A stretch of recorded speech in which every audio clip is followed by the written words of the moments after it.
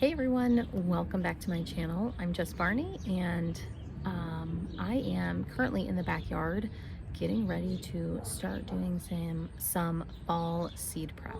So I have got some plants that need to come out of the garden because they are not producing anymore / covered in disease, particularly some of my zucchini that are pretty well spent and pretty heavily laden with some powdery mildew. So those are going to come out, and also clearing up some other spaces to direct sow some fall seeds. So thought I would first share with you what I'm going to be sowing in the garden and also what I'm going to be starting indoors, and then take you along with me as I walk through my plans for the fall garden. So I'll start with what I'm going to be starting indoors as seedlings and then transferring out a little bit later. Peas, a bush variety.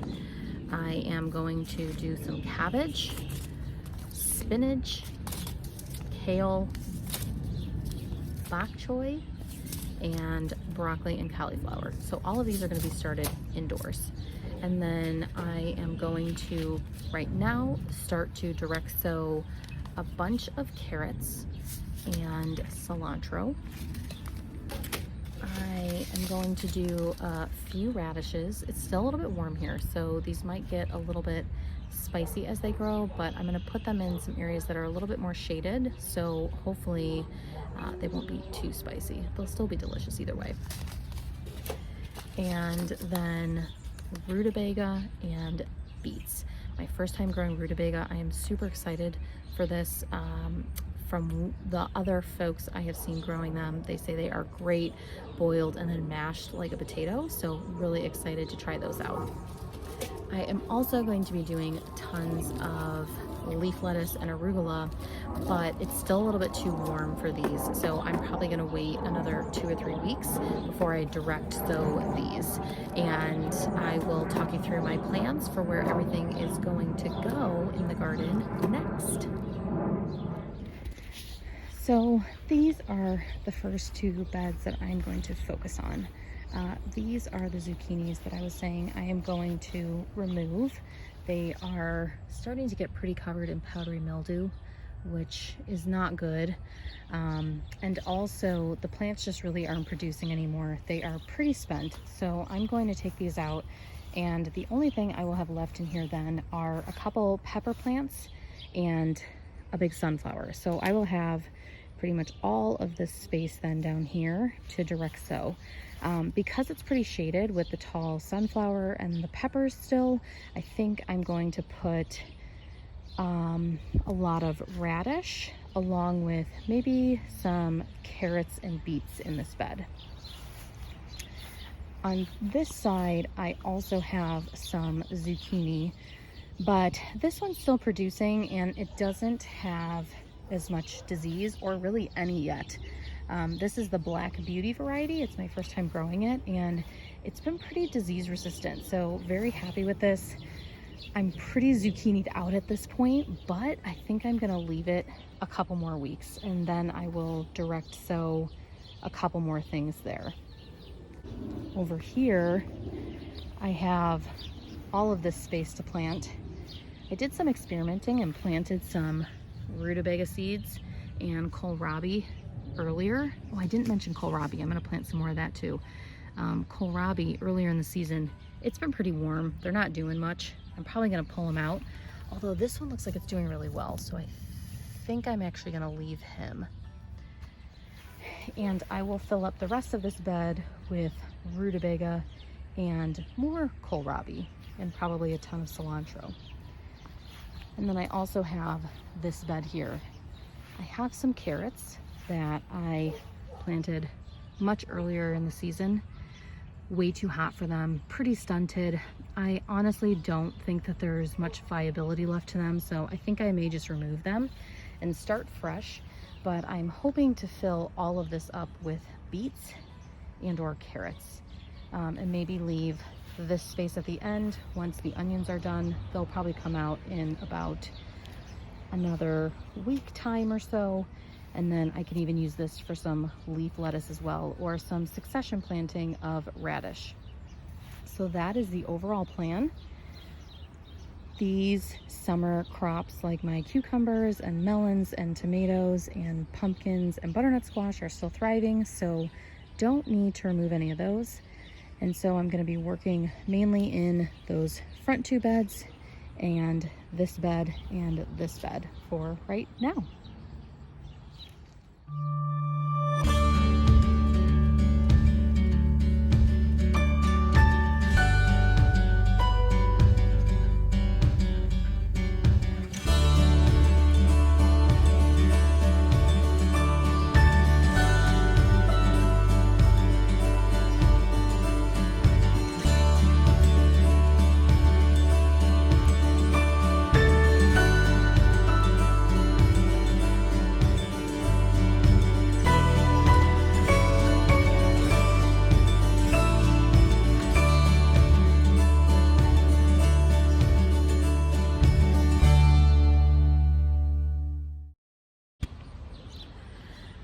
So one thing I did differently this year is I actually trellised my zucchini.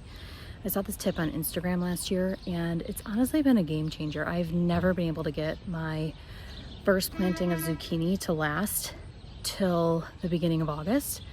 And this year it has. And when I staked them this year, it just made trimming the lower leaves and everything so much easier. Really helped me get consistent airflow through the plant. So again, I didn't have that disease creep in quite as quickly. The other tip I wanted to mention is whenever you're removing plants, you always want to cut them at the soil. You never want to rip the whole plant out. You spend a lot of time building up your soil for good soil health, and the roots of the plant actually help you create a good soil environment.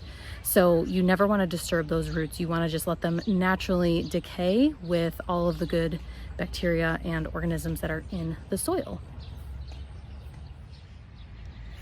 So I already took off the top of this plant, but as you can see, what I mean by trellis is as the stalk grows, I tie it to the trellis and it grows upright. For me, it prevents it from falling over the bed and interfering as I have to mow the lawn. So the trellis idea has been a game changer for my squash production, zucchini production this year. And when I mentioned cutting it at the base, here's the base. I'm just going to take my hori knife and cut right through it. So you're going to leave that in, and that way you're not going to impact the soil underneath and damage it and damage all of the good work that's been happening underneath the soil. All right, so now that I've got this section of my bed cleared, I am going to put my radishes on this block, and I am going to fill this entire side in with beets. I multi-sow my beets, so I will plant 2 to 3 seeds in each hole as I go along, and as they grow and mature, the roots will push against each other and kind of push out. So they'll still form good sized roots, but I can pack more into a smaller space this way. It's worked really well for me.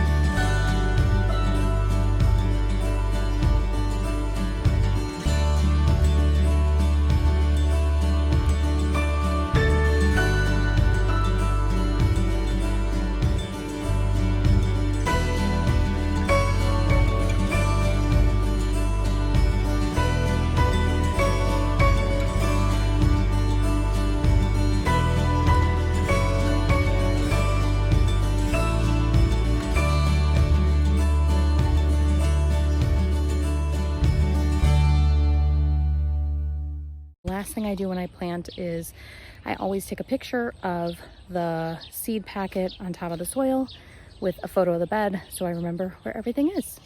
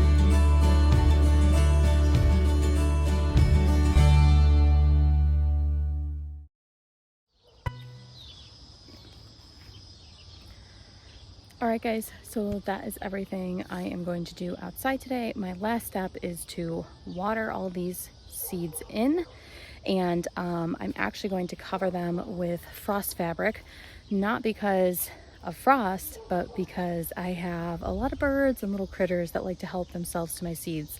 So I'm just going to put a barrier over them until they sprout, and probably when they are little until they're a little bit more established, and that will protect them from anything that wants to also snack on them. All right, so this is the final result. Got it all watered in, got it covered. Just use some bricks to keep it in place. This is the frost fabric I use. I get it off of Amazon. Nothing special, but it seems to do the job. And now the waiting begins. Okay, everyone, well, thanks so much for hanging out with me this afternoon in my garden and planting some of my fall garden with me. I hope this gave you some ideas for your own fall garden. If you've never tried one before, I would encourage you to try one. Things like radish take 25 to 30 days to harvest. So there's still plenty of time, no matter where you are, to grow your own food. And I hope this, again, gave you some ideas. Let me know what you're growing in your fall garden this year. I would love to know. And also let me know if there's any additional videos that you would like to see for a fall garden or just gardening in general. I would love to share what I know with you. And until next time, thanks so much again for joining me in my garden today.